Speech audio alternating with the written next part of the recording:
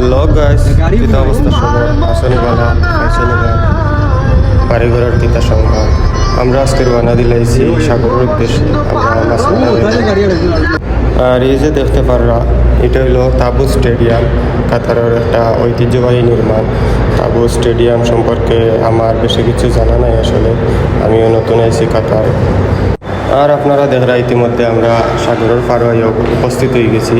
আর ওই যে দেখরা আমার মামা আর আমার শেষার গুরু ভাই এবং তো তারা দেখলাম পরিকল্পনা করা কোন জায়গাত পাল। আর ও তো ডং ডাং করি আমরা এখন লাইক গেছি বড়ি ঠিক করার। তো আমরা বড়শি ঠিক করলাম, এখন আমরা লাগে যাবো আস্তে আস্তে মাছ মারা। আর আপনারা দেখরা আমরা বড়শি ঠিক করা শেষ পর্যায়ে, মোটামুটি বড়শি প্রস্তুত মাছ মারার লাগি। বড়শি ঠিকঠাক করিয়া এখন দেখি আমার মামার পোজ দেয়া আর সমুদ্রর সুন্দর সুন্দর ভিউ তাই ফোনের ক্যামেরা দিয়া ভিডিও করা। তাই নরিতা ডংডাং দেখিয়া আমিও লাইক গেলাম ভিডিও করার। তো সমুদ্রের মাঝে ধনির পয়েন্টে দেখো কিলাখান স্পিড বোট দৌড়াইগা। আর আমরাও তো দেখলাম, সুন্দর লাগছে অবশ্য, সমুদ্রের হাওয়া, ঠান্ডা বাতাস, ভালো লাগছে। ভালো লাগার মতো একটা পরিবেশ আছে। বাদে আমি লাইক গেলাম আমার নিজের ভিডিও করার।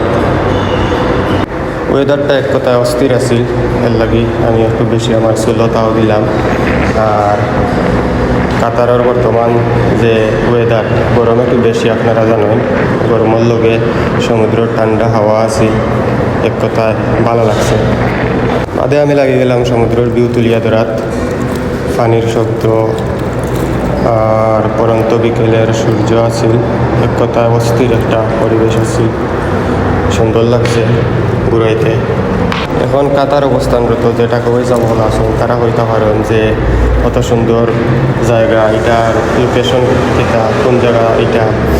তো এটার লোকেশন হয়েছে আলকুর সিমসি না কিতা হলা নাম কিতা, আমি পুরাপুরি জানি না, মামারা হয়েছিল আমি বলে দিয়েছি।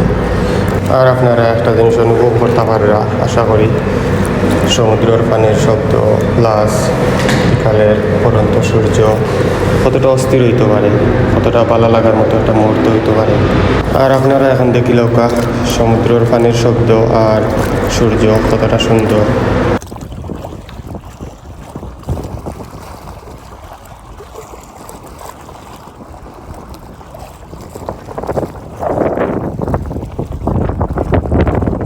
আরও ধরানি আমার মামা বড়ি বাতাইছে, ভাবে সাবে লাগের বহুত বড় একজন শিকারি তাই বড়ি বা ওরা বালা মাছ মারতে পারেন। আসলে এটা কিচ্ছু নাই, কাঁকড়া একটা মারছেন আর ফোয়া মাছ একটা মারছেন আর ছোটো ছোটো তা ফুটিল লাগান কিতা মাছ অর্থাৎ তোরা মারছেন।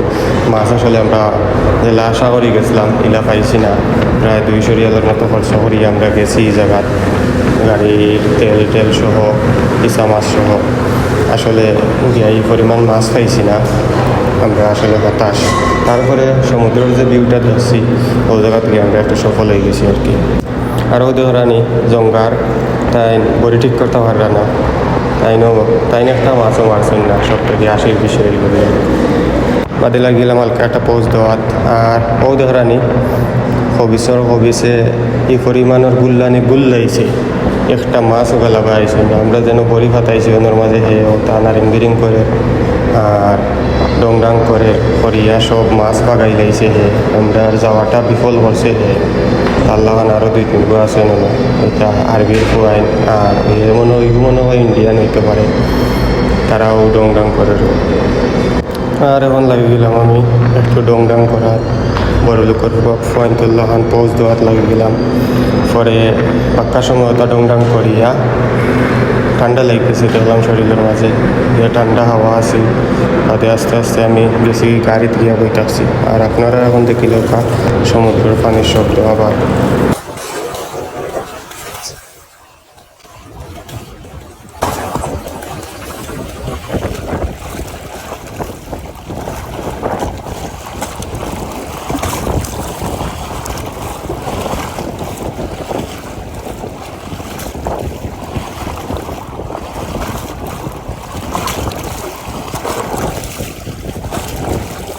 আর ওটা ডংডাং করিয়া এখন সন্ধ্যা হয়ে গেছে। আর সন্ধ্যার সময় হাওয়া আরও ঠান্ডা হয়েছে, আমার শরীরে একটু জ্বর আছে লাগি।